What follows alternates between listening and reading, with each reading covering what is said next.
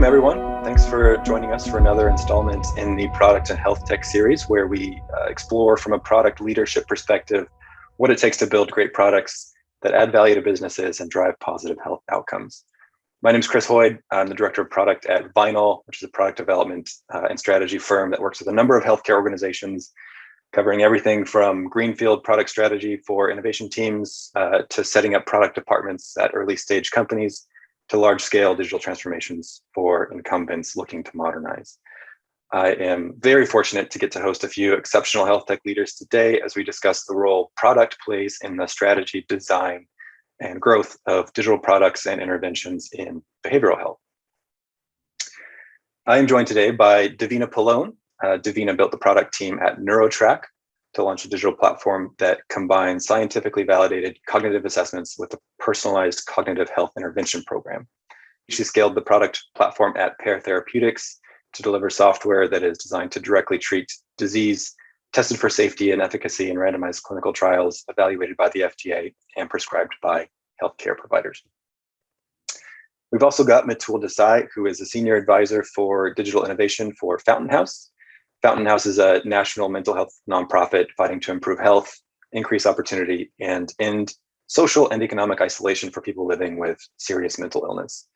His background includes over 10 years in the healthcare industry and 5 years leading teams in product, data services, and digital strategy at a global payments technology firm. His previous experience includes working as a patent attorney at Merck and global law firms, and as a healthcare equity research analyst at Piper Sandler. And then lastly, he served in the Obama administration as a senior advisor at the State Department, where he handled international economic policy and public-private partnerships.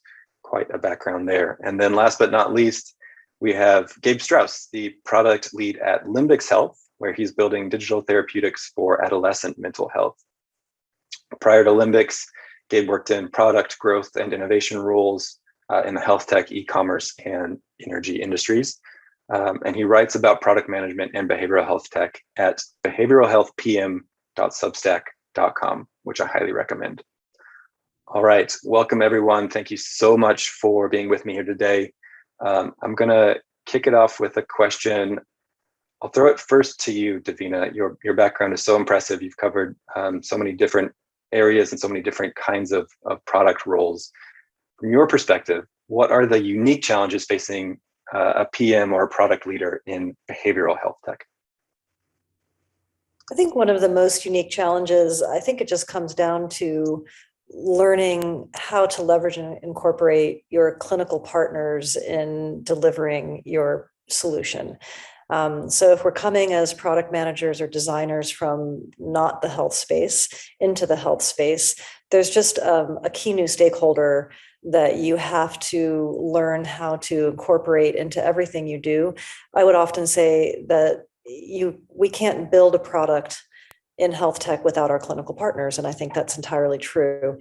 The majority of us coming into health tech from as a product manager, as a designer, UX researcher, data science, we do not have clinical backgrounds largely. Some people may, and that's fantastic, but the clinical research that we can leverage is amazing. We're delivering clinical care in a digital format. And in order to understand how to do that and what works, we just need to become experts at leveraging our collaboration with those clinical teams. Excellent, thank you. And Gabe, what's your take on that? I would say, well, first of all, just to add to that, I think that some people wanting to enter into health tech from outside of health tech, maybe consumer backgrounds, don't think to have they think maybe I need a technical co-founder and a business co-founder, but I think really it's important to have a clinical co-founder or a clinical member of the team from day one to really get that input and really embed them into the product development process, and ideally not just have a consultant that's clinical, but really have them as a core part of the product or of the org structure from day one.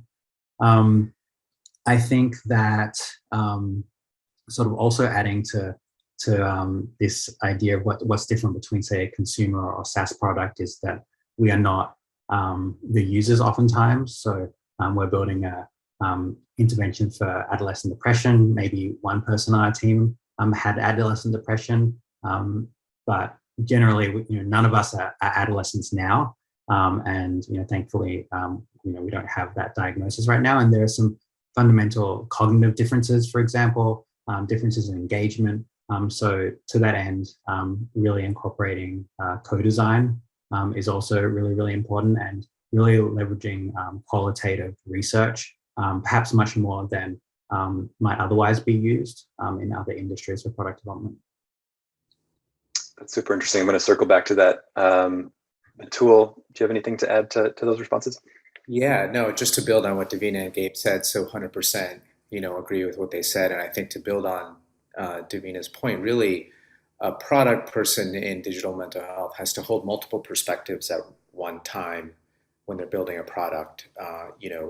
What we're building at Fountain House, for example, is in some ways a three-sided, a platform. And so it has to serve, obviously, first and foremost, the patients, but also has to keep in mind, as Davina said, how do the providers look at things?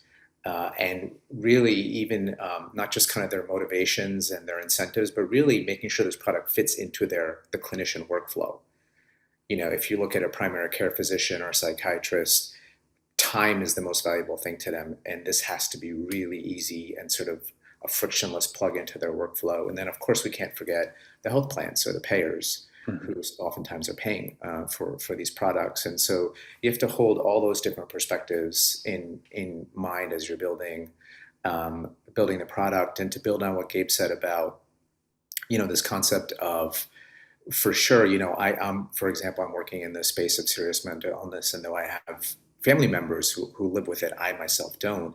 And so this concept of human-centered design, which of course now is kind of common parlance by now, but really doing that and incorporating the patient perspective from day one into these products in a way that builds, the trust that you need and the engagement that you need is incredibly important.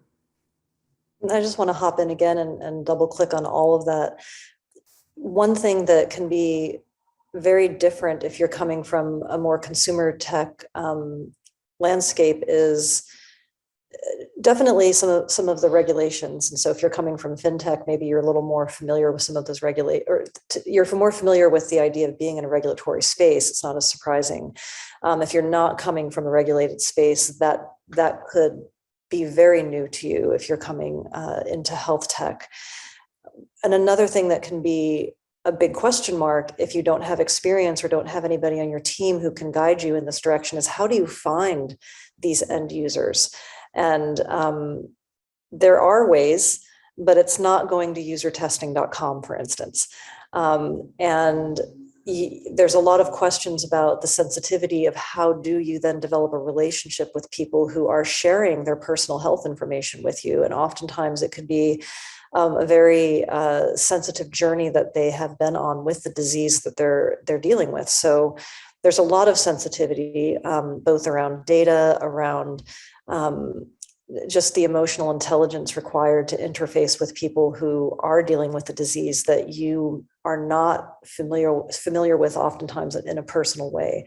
And so I know at Pear Therapeutics, we went through the learning curve on all of this, and it's doable, but it felt very new and unfamiliar for me because I came to Pear Therapeutics not from a healthcare space as a product manager or designer.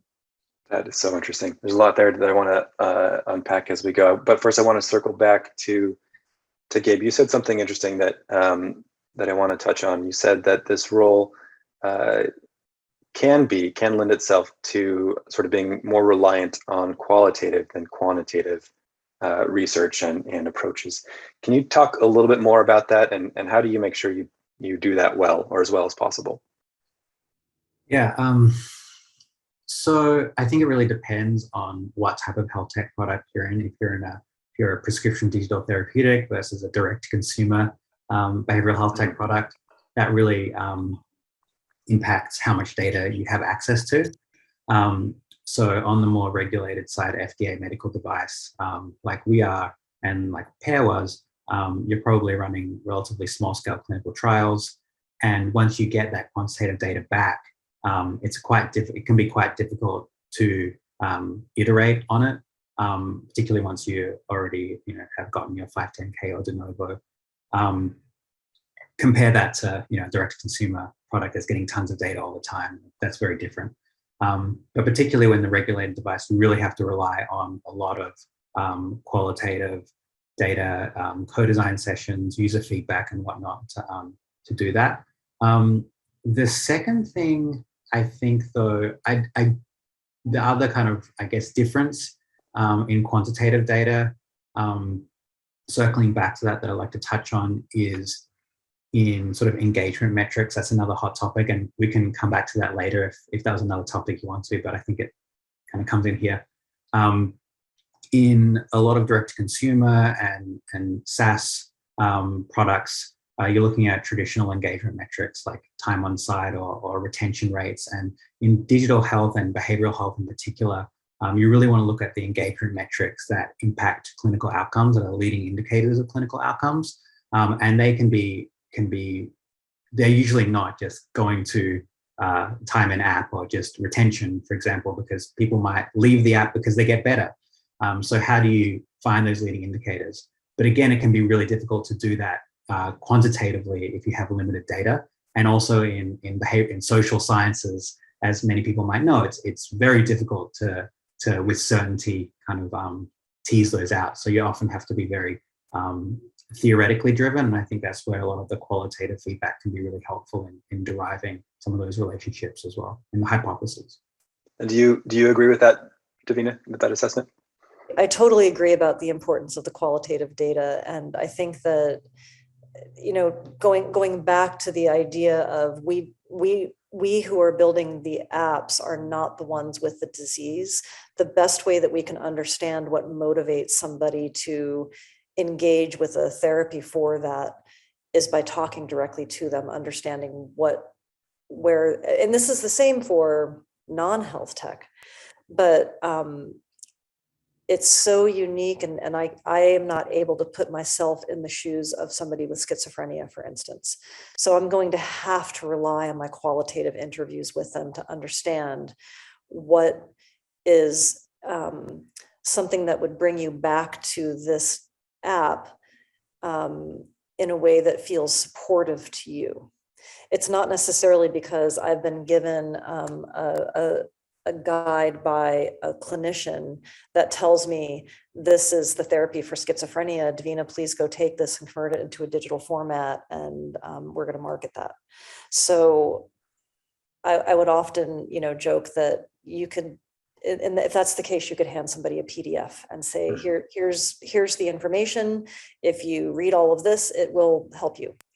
But at the same time, the apps that we're building are competing with things like Instagram, Facebook, news apps, something that maybe is more of an escape than dealing with and trying to improve anything around the disease that you have. So the qualitative data that we have and the ability to conduct various types of qualitative interviews or diary studies or what have you, it gives us the information that we need to improve, the desire of somebody to interact with this therapy, interacting with the therapy in the way that we understand from brick and mortar or person to person or traditional care. Usually we can say, if a patient interacts with the therapy in this manner, face to face, we expect to see clinical outcomes like this. And so when we're putting it into a digital format, we need to make it engaging enough to keep them back and doing exactly that. And that's where we start talking about mechanisms of action, and you can gather some quantitative data around that. But again, to Gabe's point, if you're in a prescription digital therapeutic space or a highly regulated space, your ability to gather enough quantitative data to feel that you have enough information to feel confident about what you're doing, you'll get some from a clinical study, but those are also constructs that aren't necessarily real life. So, we have a lot of conversations about this, and it's tricky, and the sweet spot's going to be different, again, to Gabe's point, depending on what your business model is and what disease you're treating. Right. So the sweet spot, it sounds like, is somewhere between turning some kind of clinical workflow into a PDF and hijacking dopamine receptors like TikTok or whatever. So it's somewhere in there. And I would imagine Mitul, in particularly for serious mental illnesses, that's sweet spot is extremely small. Can you talk about some of the challenges you've faced? You mentioned earlier sort of the how important it is to build trust with users. And I know your model also relies on some offline interventions and some pretty, I think, sophisticated coordination. Can you talk a little bit about your experience with that? Yeah, sure, absolutely. And I also want to just build on what Davina and Gabe said. I think two of the drivers of what we're talking about are, first of all, we're moving from, if you talk about digital mental health 1.0, it was really focused on access and really driving access, which is incredibly important. But we're moving towards a focus on outcomes, right? And so, as Gabe said, you don't want to it's not just time on site, it's just not number of clicks, it's what are the metrics that lead to that outcome, which is really important.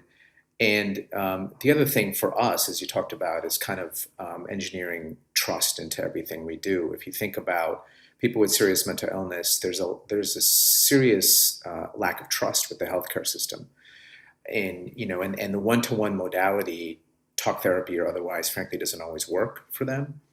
And so what we have is a community-based model with multiple different touch points from social workers and peer specialists, and that kind of leads to a social infrastructure as well as structured work projects that leads to addressing the symptomology that medication and therapy does not address. We fill the social spaces that the healthcare system does not, and you can do that in person, and it has been done for 70 plus years. And then as you take that to digital, you have to be really careful about how you're doing this for this population. As Gabe said, it's not just time spent on site. It's not just number of clicks. It's everything from the acquisition and conversion to engagement. For example, how do you attract folks who may not self-identify as having schizophrenia or chronic depression? That's an issue, right? And we have some creative ways to do that, and we're testing that, and we think we have some interesting unlocks. But then when you come to measuring engagement, for some folks, episodic engagement is enough.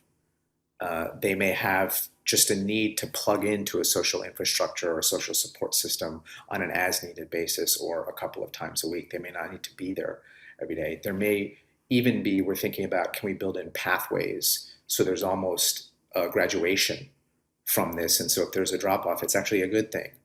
And they can go back sort of into the real world, so to speak, and re-engage. And so I think, people need to really reframe the way they think about these metrics and how they're used. And of course, along the way, trust is incredibly important, because if we lose that, that's, kind of one of the strongest value props that we have. And there's a number of ways to do that, whether it's co-creating with the folks. We call them members. We don't even call them patients or clients. We call people who we work with members, because they very much co-create programming and even in some cases co-implement. So really, really important across the board. Yeah. I'm curious on that last point, because I think we're likely, to have some product and design, nerds, for lack of a better word, in our audience. Can we? I know you guys might be a little bit limited in what you can talk about, but are there specific sort of in-app features or nuances or experiences that you've seen work well to help build trust, whether it's in onboarding or just in the nature of the copy even? What have you guys seen be sort of most effective on the products you've worked on? And maybe Gabe, I'll start with you. Sure. I mean, I think I'd go back to the importance of calibrating it for your specific audience. What's going to work for an adolescent with depression is very different to an adult with schizophrenia, or an older adult with schizophrenia as well. So I think, and it's also interesting that there's a whole sort of taxonomy of different behavior change techniques and whatnot. And the effectiveness can often be like all over the place when you look at the data. I think that's because you can implement them well and you can implement them poorly. Often the difference is that calibration through co-design.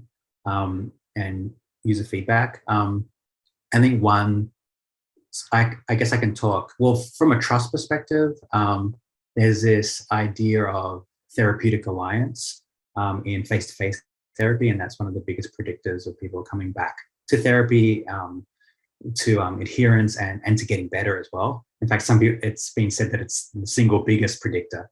And there's this emerging contract of digital therapeutic alliance now, which is really, really interesting. And the kind of, I think it's a 5-item scale, the therapeutic alliance, and kind of map that to, developing a relationship with the app itself. Is the digital program, does it feel like a two-way kind of conversation with it to build the program of care and so forth? I think I mentioned it in one of my blog articles if people want to deep dive into it. But so that framework is really, really important. So in our app, we have this little character called Limbot, which guides the user through and creates that digital therapeutic alliance. And it's kind of talks about how they have applied the therapeutic modality in their own life to overcome depression and so forth. I could talk more, but I don't want to. I definitely pass it off to others to comment. Yeah, no, I just love that stuff. I have a friend who's a head of design at digital therapeutic company, and she was kind of considering whether having the patient sort of verbally kind of volunteer at onboarding, just describe their experience or what they were going through, if that might sort of help advance that feeling of an alliance. I just think that those nuances are super interesting. They can help establish the level of trust that we're talking about here. Davina, I'm curious if what you've seen in your products. Yeah, I've literally seen the difference that it makes to create a patient panel, to work on the language and the tone of voice, and quite literally the types of sentences or types of things that one of those patients, so many patients will reach out to external groups of people who are also dealing with the same disease for support. So it's not through the digital app, it's not through any type of a service, but it could even be something like a Pinterest board. So at Pear, we have an amazing lead designer there that began to research sort of the social landscape of a particular patient group. And so she ended up arriving on, Instagram feeds and Pinterest boards and noticing the type of uplifting languages and even memes that those patients would post for each other or on their own Facebook threads to just, to uplifting.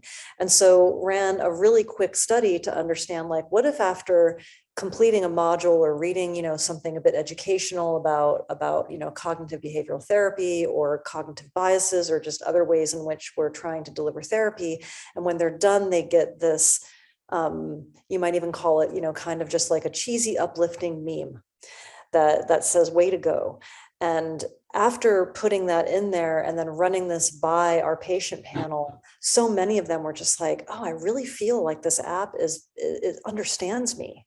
And it's not high tech necessarily, but it's listening and understanding and empathizing that person connection. And then, but that might be different for one disease versus another, depression versus addiction versus schizophrenia, you might have very different approaches to what those patients need. So I think you have to develop those patient panels. You have to reach out. You have to involve the people who are actually going to be the end user in designing this, because again, you don't want to deliver a clinical PDF of what works from a medical sense or a clinical sense. You've got to connect it to what it's like to be a human being in this world today, dealing with that on top of all the other hats that they wear as a person. They could be a mom, a brother, they have a job, they have hobbies. This disease doesn't define people. It's something that they are trying to manage in their lives, and we need to remember that. So I think that I love that this app understands me, right? I think that's, if I wanted to highlight two levers to drive trust is you design for respect and you design for agency. So the rest of society does not respect folks with, mental illness, just being blunt, right? We use this word stigma. I think it's discrimination. And the more serious your illness, the more extreme the isolation, the more extreme the stigma.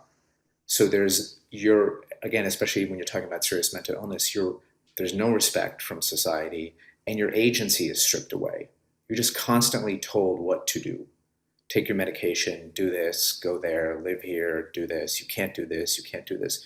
So if you can design for respect and agency through, of course, table stakes are like data privacy and security, but things like your programming, your activities. So yes, onboarding, the minute you show up, you feel a warm embrace, and this is a place that understands me, right?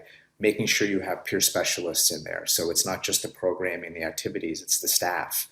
There's peer specialists who understand me better than folks who have experienced the same condition. And then agency. It should be a place where folks feel empowered to express themselves and empowered to express a point of view.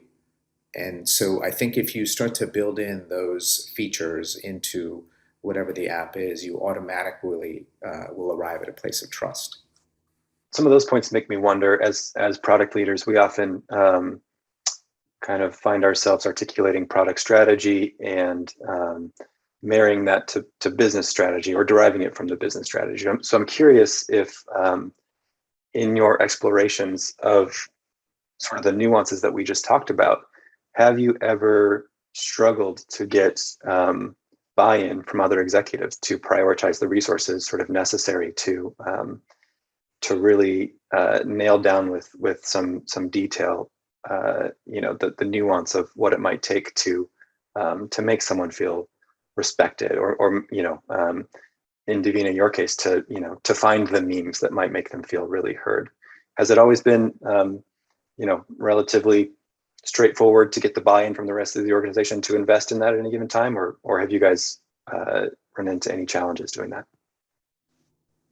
Can hop in just because I've been in the past 7 years at 3 different health tech companies, and so it's 3 different founders, CEOs, and executive teams.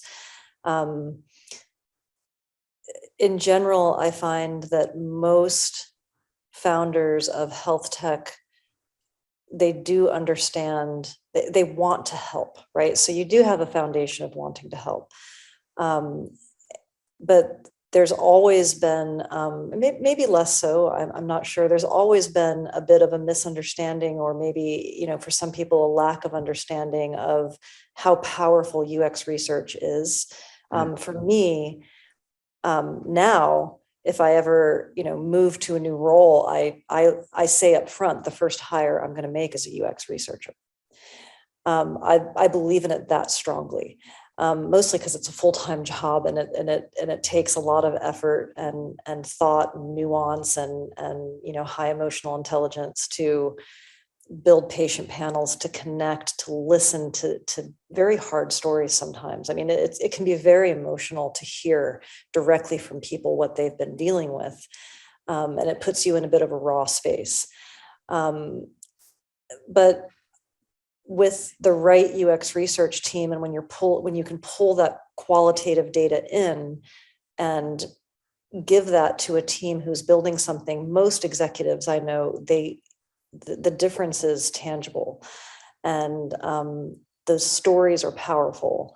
And once you have exposed an executive team or a leadership team to what UX research can do for your product, I've never seen anybody decide that they're going to shut that program down. If anything, I usually see it scale. I see some heads nodding. Gabe, has that been your experience too? Yeah, I definitely echo everything that Davina said, particularly around it being a full-time hire.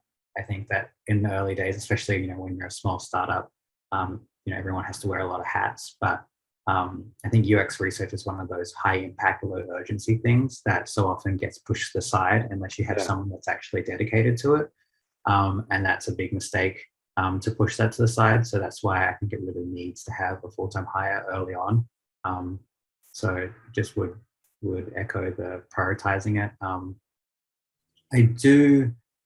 The reality is that there are a lot of people, a lot of founders outside of health tech that get into health tech because they care, but they also, just might not get some of the unique things about health tech, particularly around the importance of qualitative data early on. And then there's also all the aspect of commercialization and understanding all the idiosyncrasies of the payer system that you can't always just common sense your way through. You could be a really, really smart founder, but there's just fundamental things that you can't arrive by necessarily from first principle. No matter how smart you are, you've got to learn about it, and that's a whole other discussion we can have. But yeah.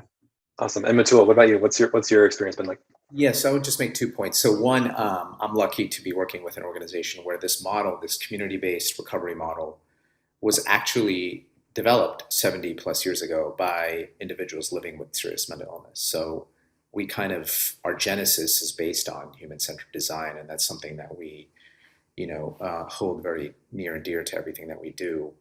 I think the other macro driver that will be supportive of a more nuanced approach is, again, this move from access to a focus on outcomes. You can't get outcomes if you don't build products that, the patient sees as trusted and as engaging and, meets all the things we've been talking about. So I think the overall industry is moving in a place that will be supportive of product managers arguing for those resources.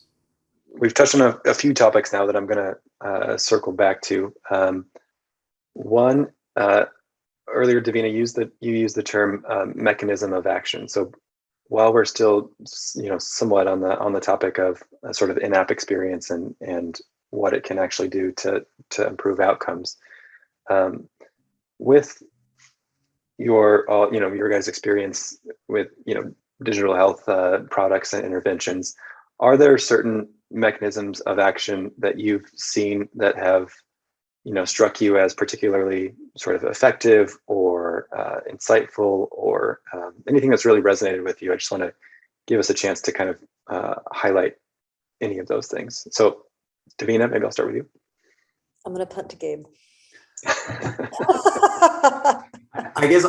I guess a talking point I think we've spoken about a lot before is that it's really unique to the intervention. So mechanism of action, I think that terminology often comes from therapeutic mechanism of action, which is going to be unique to a therapeutic, right? The mechanism of action in antibiotic is very different from an SSRI, and so forth. So it's hard to say that this is the mechanism of action that has worked in my health tech product, my behavioral health product, and it's going to work for you. I can talk about frameworks for finding the mechanism of action in your product, which I think we've talked about a little bit, and it starts theoretically. What are the active ingredients in your specific therapeutic? So in behavioral activation therapy, it's understanding the relationship between mood and behavior, and then tracking that experientially, and then actually scheduling activities to impact one's mood. So that's our mechanism of action, those three things, and we measure those as our metrics of meaningful engagement. That's going to be very different from probably the meaningful engagement metrics and mechanism of action for Davina in diabetes prevention program, and same for a serious mental illness program for schizophrenia. So that's why I'd go with that. Yeah, by the way, mechanism of action, you're taking me back to my days when I was a patent lawyer at Merck. Talked about, as Gabe said, it's kind of used in the therapeutics world for sure. I think one thing I'd like to highlight is loneliness and socialization. I think that's now people are recognizing that this is something that's unfortunately a cross-cutting issue. It certainly is a massive problem for people with serious mental illness. If you think about the extent of social and economic isolation that folks with serious mental illness face, it's not just that their friends have abandoned them. Oftentimes their families have abandoned them. They're usually not employed. They're usually not in school. Those are all the ways we get socialization, and they don't have any of those ways. So that's extreme isolation. But even folks with, milder mental health conditions do have loneliness and socialization challenges. And so I think that is something that any digital therapeutic that can address that and measure that. There are validated scales for loneliness. There's actually a couple, and measure that and keep fine tuning, like what is the thing that is actually breaking that isolation? And we're just really refining that kind of that one metric that matters and the activities that drive that metric, I think can be really interesting. And it's an unlock for a lot of other positive follow-on behaviors. The way we talk about it at Fountain House, it's like we create a place where your absence is felt, right? Love that. That's so powerful.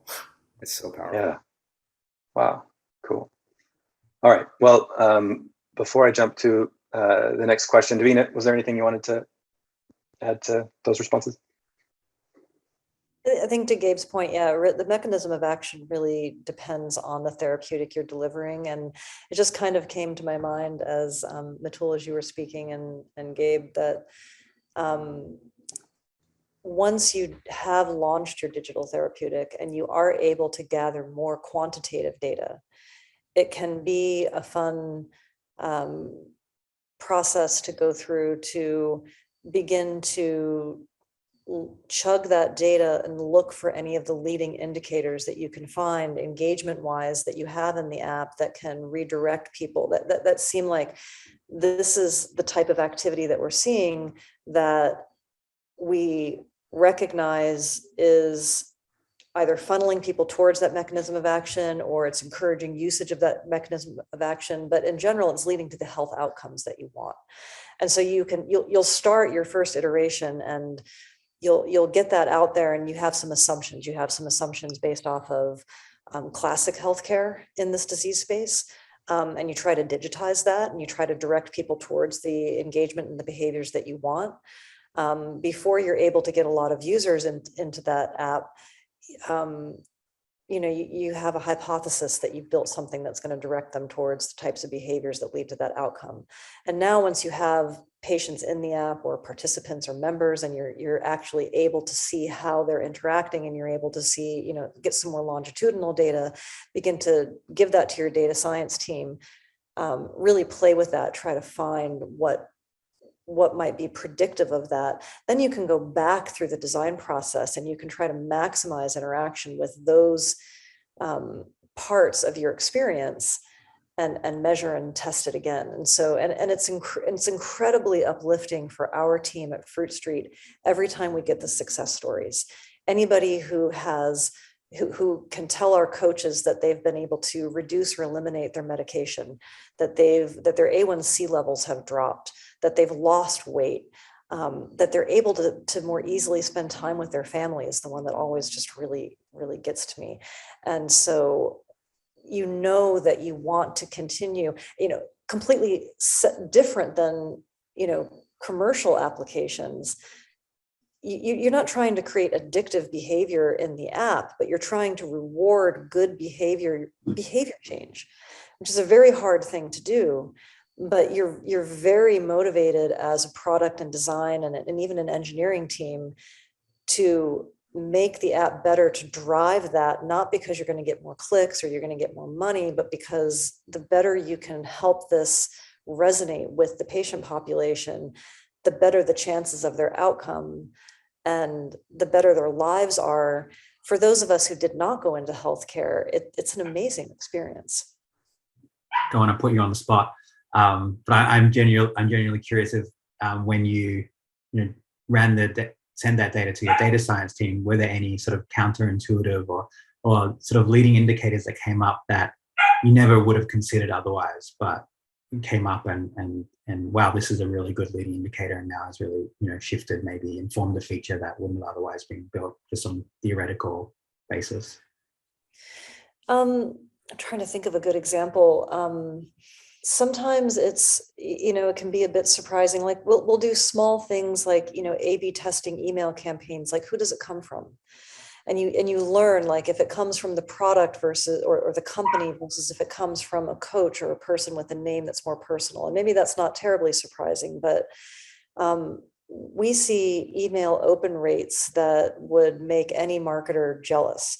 And I think part of that points to how much people, if they're already, this wouldn't be the same if somebody was sort of pre-contemplative in wanting care. But if somebody really wants the care and you're offering it, we've found it's interesting whether or not they get a message from the company. Are they looking for, or are they feeling that something very official is the thing that would drive them to come back, or are they looking for that one-on-one touch? Are they looking for a message from somebody with a name, and it's very warm and welcoming? And sometimes it's not exactly what you would think, but really what I'm talking about with the example I have in mind is when people are starting to go down the unhappy path. And so we have lots of ways to trigger an outreach to them to try to get them to come back. And we'll do testing around that. And, we all go into user testing with our assumptions. I largely find my assumptions are not true, that it just further reinforces the fact that I'm not the patient. And I have to go out there and test it. There's probably better examples. We're in the early days at Fruit Street of really playing with this data, and it's fun. It's like a playground, and especially when you know that what you're trying to do has such a good goal. Definitely, thanks. And I know I kind of put you on the spot there. It'd be easier to, I'm sure after the fact you'll think of other ones, but I agree though, there are a lot of sort of bread and butter engagement techniques that are really effective. For example, for us, push notifications are highly impactful, and there's a lot of going into it. We had some people that had worked at Facebook, Instagram, like, oh, don't give too, and we came with the idea that don't send too many notifications, you're going to burn people out. And so we really just sort of eased into it. But over and over again, we hear the feedback like, I have depression, I'm forgetful, like I want more notifications, please send me notifications so I remember to do these scheduled activities, so I remember to use the app. And we've seen that I think 43% of our sessions start within 30 minutes of a notification being sent. So it's clearly having a huge impact. And we haven't yet reached that sort of maximum where we start to, decrease engagement by going too far. So it's definitely interesting in some of these techniques that can be used for good as well, rather than notifications being something that's bothersome. One thing that brings up for me is just to note that we're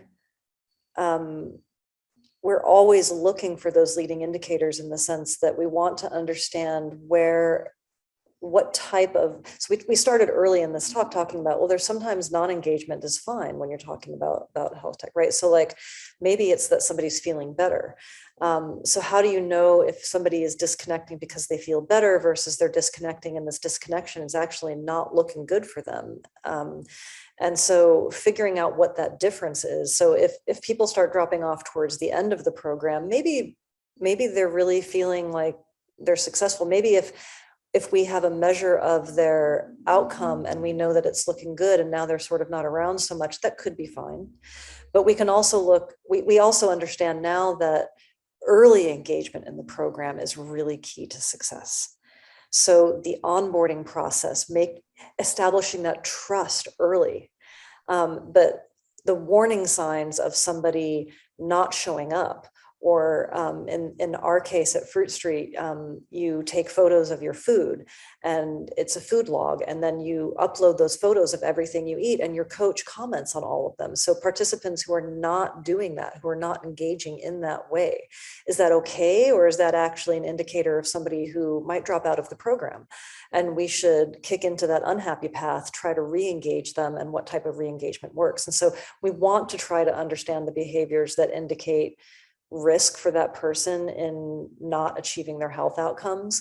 And those could vary widely depending on people's circumstances, their real lives. I mean, and especially like the last 15 months have been a doozy for everybody, right? And so that's the sort of thing that we're looking at, because we want to try to catch people as early as possible, re-engage them, and understand what it is that is disengaging them and what would bring them back. So I want to ask now about hiring in this space. We talked a little bit earlier about what makes the role tricky, right? Mitul, you mentioned you have to be able to hold different sort of stakeholder viewpoints in your head to prioritize well and help shape the product effectively. Gabe, you mentioned kind of you need to come in with a willingness and ability to co-create. Davina, you mentioned a couple of times the importance of emotional intelligence.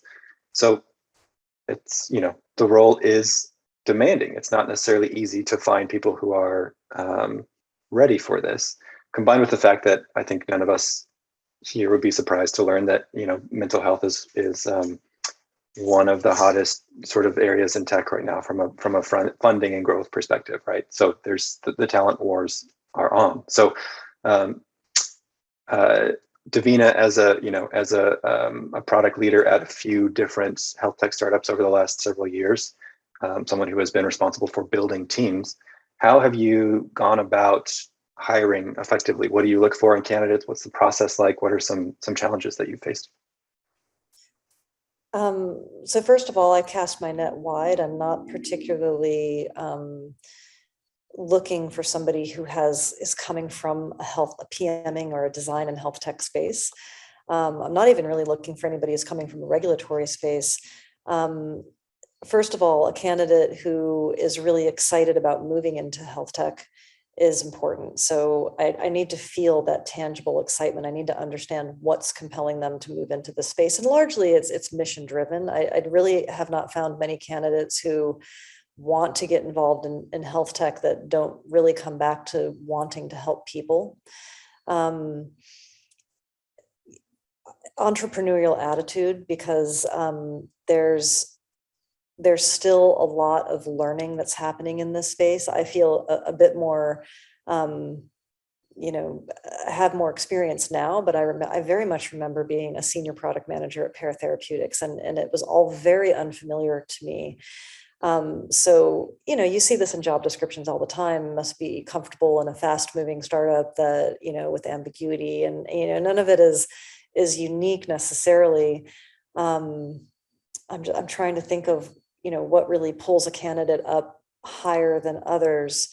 And a lot of it does come down to that emotional intelligence. And I think it's because my opinion is that it's harder to teach emotional intelligence than it is prioritization frameworks, or, how to write a good story, or, how to use a particular tool.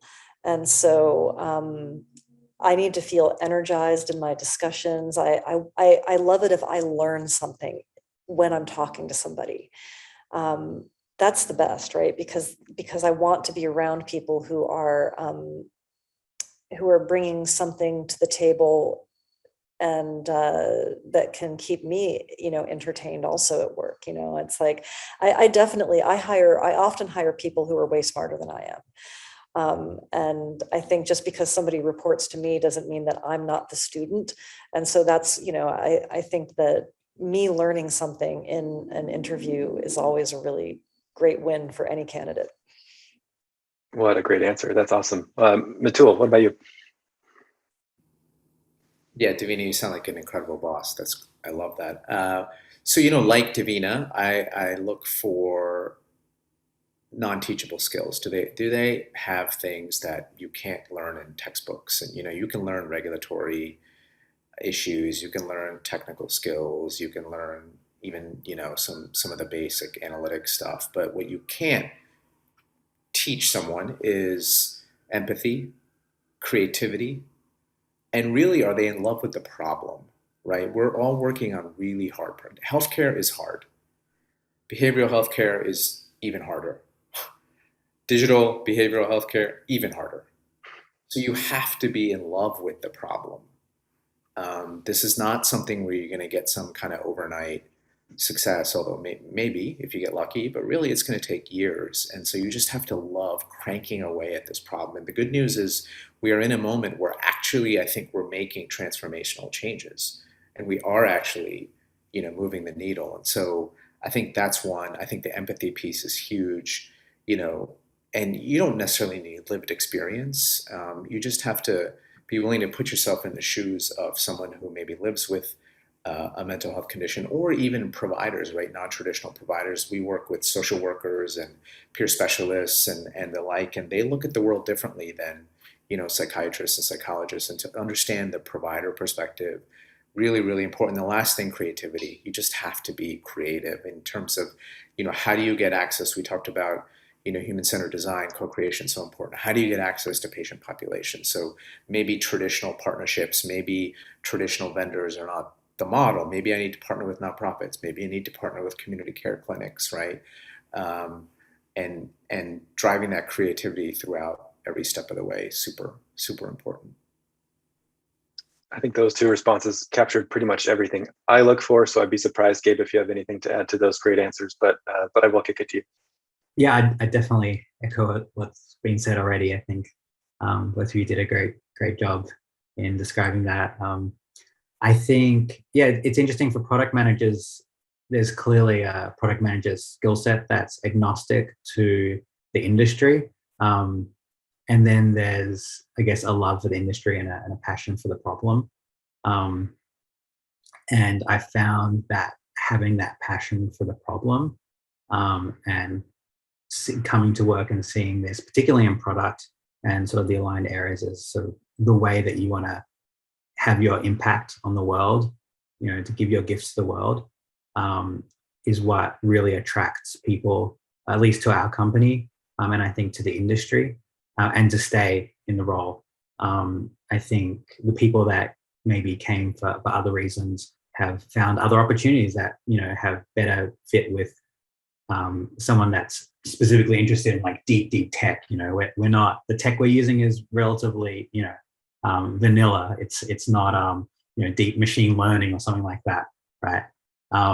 So I look for, obviously there's the product management skill sets, but one of the things I really look for is, in addition to that, that's really important, is someone who there's people out there that really have a yearning to work in this role, and they want to come to work every day feeling like this is the way they're going to impact the world and leave the world a little bit better for them being there. That's the kind of person that I want to work with and that I feel energized with. It's a person that's going to read about it and think about it outside of office hours and get out of bed and be excited.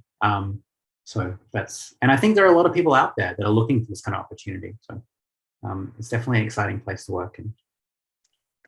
Agreed. I want to say just one more thing. As Mitul and Gabe were talking, I was thinking, most candidates will probably say, oh, yes, I'm fine working in a highly regulated space.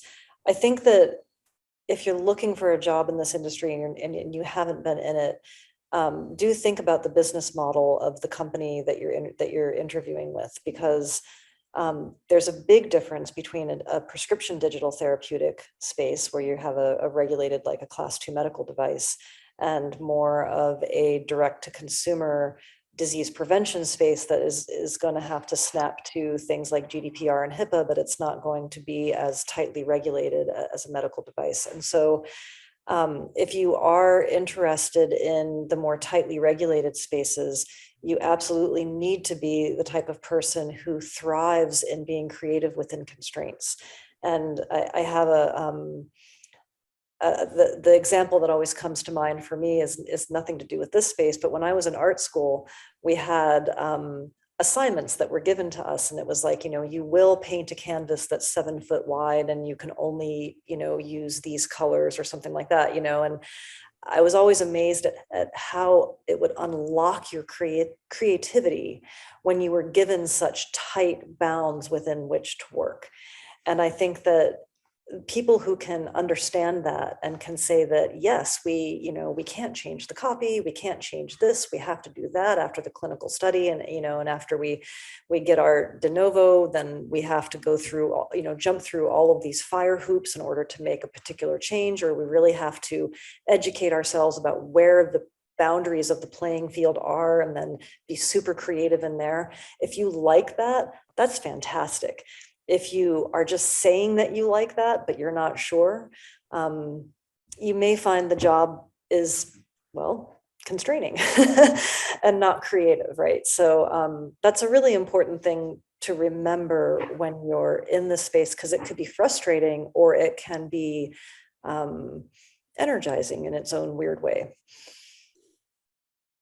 That's a great point and a good segue to another topic that I want to touch on, which is kind of the commercialization aspect of this role. I think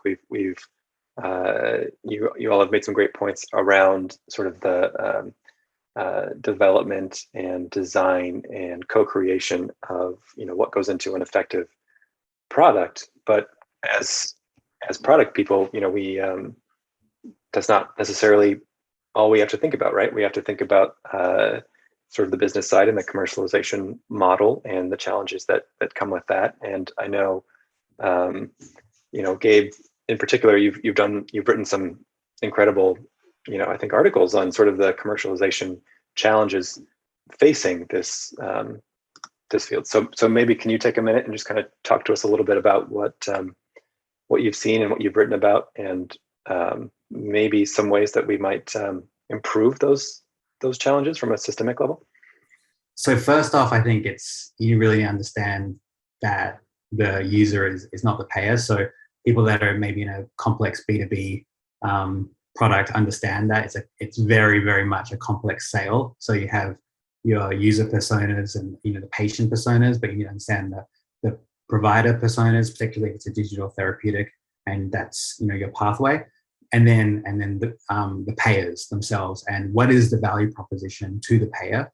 And in one of the articles that I wrote, I map out all the different types of value propositions that you can have. So probably the strongest is bottom line saving, cost saving, and you really need to impact large line items. So for example, and I talk about the first order costs or the second order costs a little bit as well in mental health, but one of the hot areas now is in comorbid mental health conditions that are comorbid to chronic illnesses, because when someone has comorbid depression or anxiety plus diabetes or COPD or heart disease, that those medical conditions get exacerbated a lot, and just understanding how payers think about that.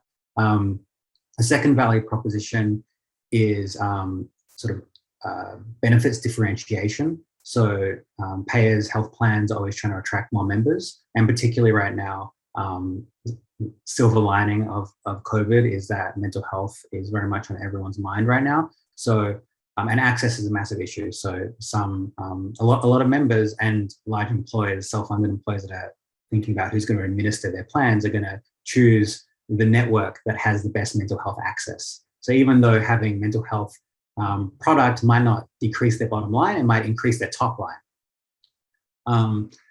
The third, I'd say those are the two biggest ones that you want to think of. A couple of the other ones, think about provider happiness, for example. So payers want to attract providers to the network, and if you're offering coverage that providers really want to be able to offer to their patients, it might make them more likely to be part of the network.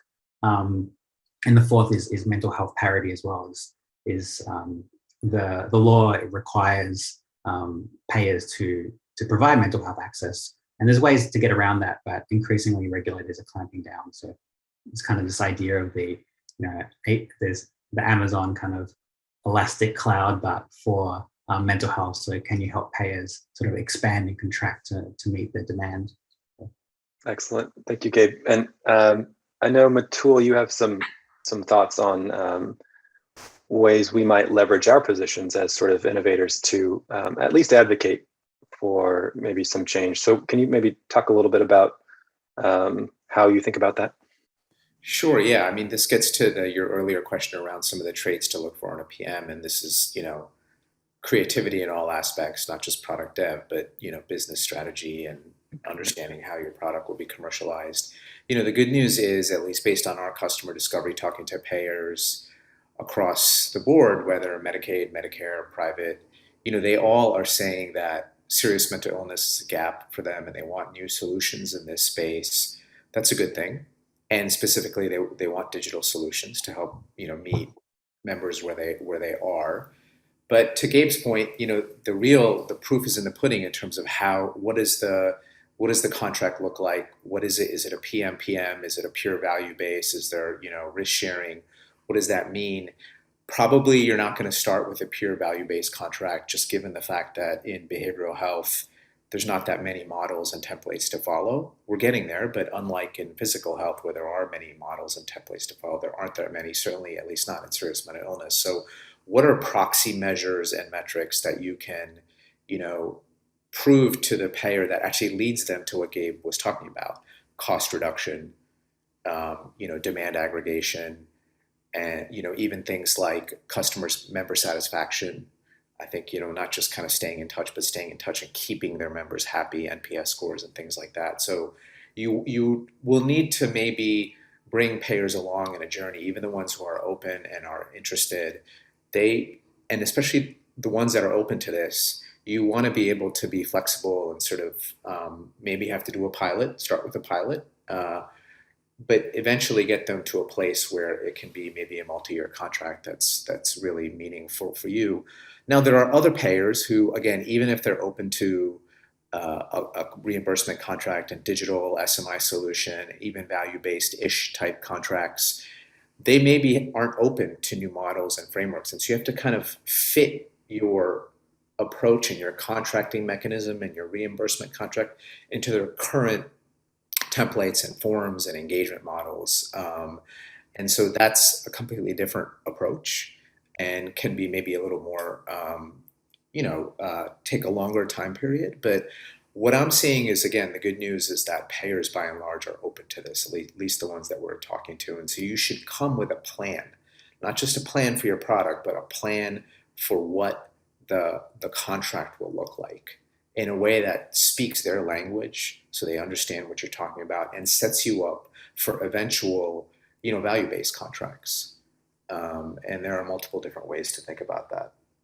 That is some great advice. Davina, do you have anything to add here? I think just one thing is that proof of concepts or pilot studies is a really great way, especially if you're a young health tech startup, to not only get some users or some patients, in your app, but also, as Mitul was saying, a great way to begin having a deeper conversation and showing what you're capable of delivering. It's a fantastic opportunity for every startup that I've ever seen, and I highly recommend exploring any type of pilot that you can get your hands on. More data. All right. Well, I think we're about at time. I want to thank Davina, Gabe, and Mitul so much. I really admire you guys and the work that you do. This was a pleasure and a privilege for me to host you guys here today. I think you made some incredible points. And I look forward to talking to you guys again soon. Thank you. Thank you. Always a pleasure.